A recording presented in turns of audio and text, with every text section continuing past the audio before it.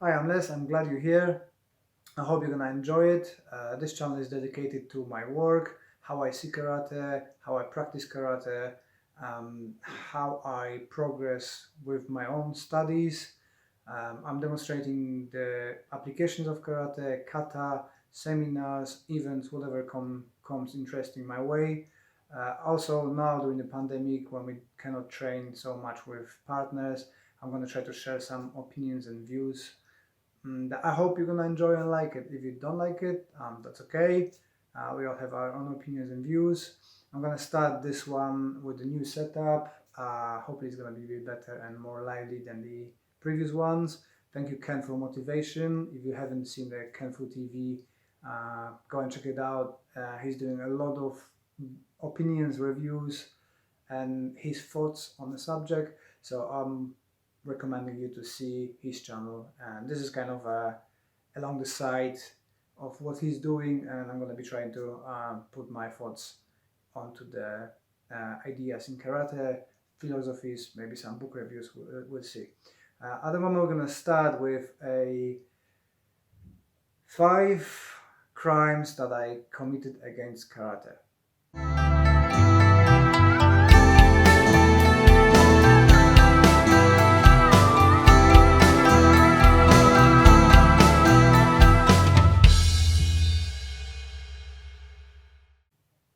I'm going to start from the minor offenses to a big one. The idea for this came from uh, my interaction on the internet, what I post in my channel, or what I post on my Facebook, Instagram, and so on and so on. Especially some people from traditional karate are not happy what I'm doing and criticizing me a lot. So let's start with the first one. Um, Training in shoes. I don't know why we shouldn't be training in shoes at all. At the moment, when the first comments appeared in UK, we had the cases of COVID. So the guidance from governing body was to train in shoes in a classrooms, so in a dojo, so we don't have to wipe it every group changing, clean the floor, wipe the floor, and it's safer for people. So we've been training in shoes, but nonetheless, I like to train in shoes. I think it's beneficial to how we move. If we're training only with the bare feet, then outside we have to use karate. We are clumsy. I noticed on myself that trying to do kata on a grass, uneven surface, it was more difficult in shoes. They've got grip. Either sometimes are more slippery. So it was kind of adjusting that momentum of movements and try to not fall over my own feet. So that's a crime number one. Crime number two is training in t-shirts. Either the t-shirt under the gi or just without the t-shirt. This kind of go along with going the gi to the shops and stuff like that.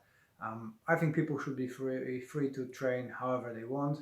I like to train a t-shirt because if we're thinking that karate is a self-protection, self-defense related, not always we're gonna have people with jackets outside.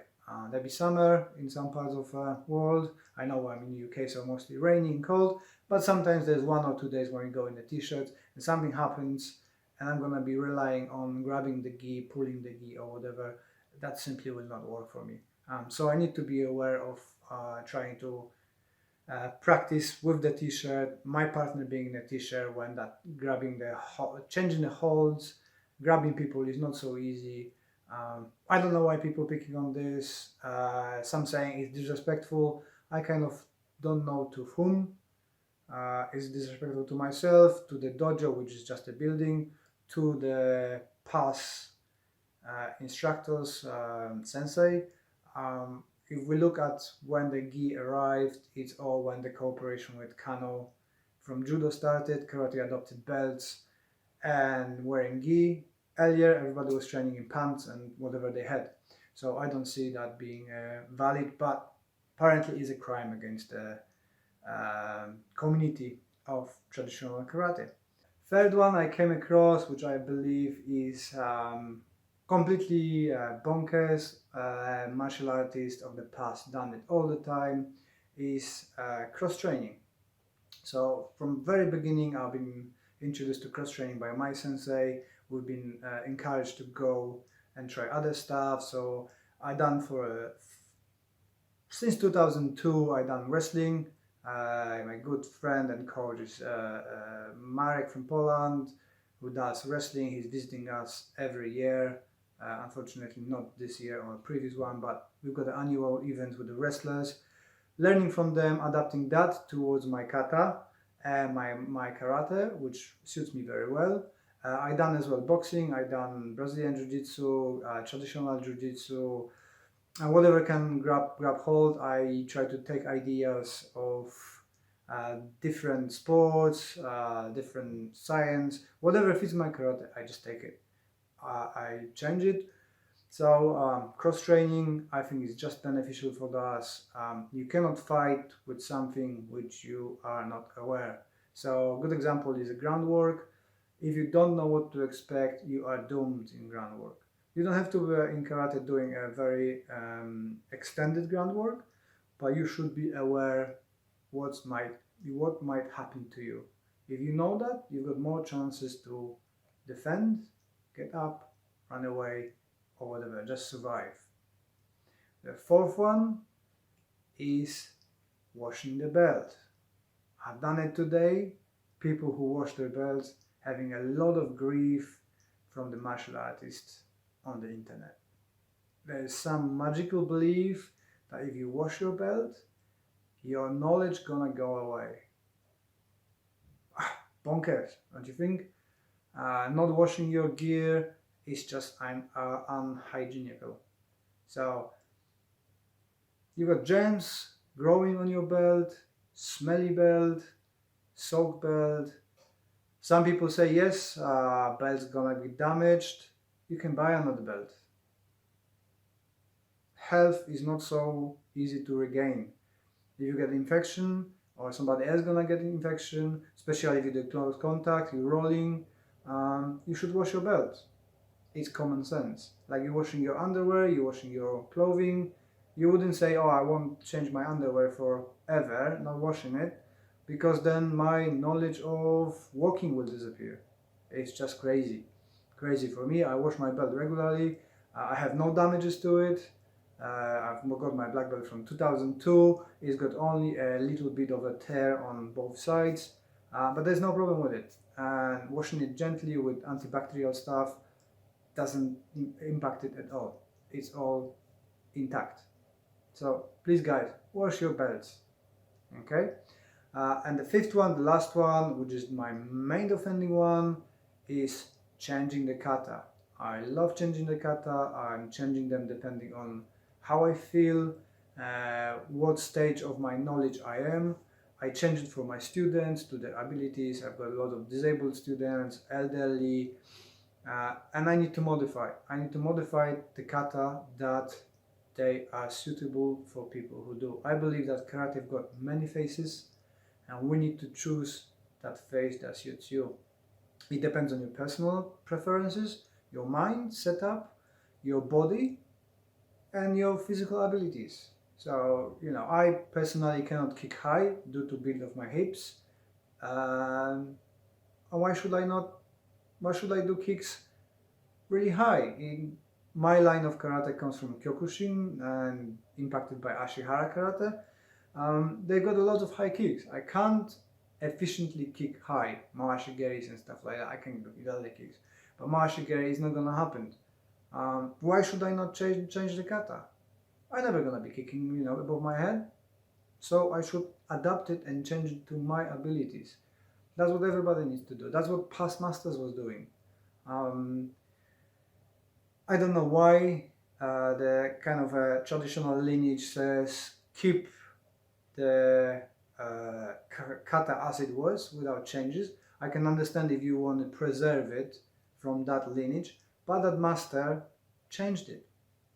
Although I'm going to be probably told off by my friend James Hatch from Tokyo, who says that we shouldn't use traditional karate because that's 1930s and old-fashioned karate was before named traditional karate. But don't take my words for it. Let me just quote few of the masters, especially from Shotokan, Gishin Funakoshi, said, this, there are not now, nor has there ever been any hard and fast rules regulating the various kata. It is hardly surprising to find that they change not only with times, but also from instructor to instructor. Gishin Funakoshi. So here you go. They change with instructor to instructor. I'm instructing kata, I'm training with the kata. I should feel free to change them. During my education, I changed the kata. Chosin Chibana said, if martial arts teacher don't learn new ideas and new methods, then his karate will die. It will stagnate, become boring, and die of natural causes. Chosin Chibana. So we need to evolve. You're getting new knowledge, you are getting better, your kata needs to change. I think that's quite clear. Again, Chosin Chibana. Karate changes every few years. This change happens because a teacher will continue to learn and add his personality to the teachings. So, your phase of karate, you need to make your karate your own, not a carbon copy of your teacher. That's not good for anybody. Only if you want to preserve it as you've been taught, that's fine. That's historical work, and there's no problem with this. But if you want to evolve and get better, you need to change. It will automatically change. You will not notice, but it will change. And last one, I think, from Kenwa Mabuni, a kata is not fixed or immovable. Like water, it's ever changing and it fits itself into shape or vessel containing it.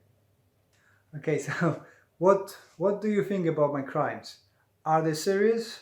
Or you along with me? I like to change kata, like I said. I like to wash my belt. I like to train in shoes from time to time. I like to train in a gi. Sometimes I even wearing black gi, which some people take it as offense as well. But hey ho, that's me. I wonder what's your karate. Drop me a comment below if you wish. Let me see your crimes if you want to share with me. If you want to just express your opinions on it, that's great. If you want to leave some hate mail, I'll be super happy. I love good haters, so feel free to tap in and tell me off. If you like what I'm doing and you would like to support the channel, I publish a couple of books, which are mostly, most of my stuff is available either via Amazon or on my shop. Description in the link below. We as well have an affiliate link where our club gets some funding. If you buy stuff through Amazon, there's no cost to you, but it comes to our club. All those donations and royalties going towards my Karate for Mental Health project, where we're providing free classes or discounted classes for people who are in mental, physical, or financial difficulties. And they can come to our club, train, no questions asked, and trying that give back to the community. Thank you for your time, and I hope to see you on the next one.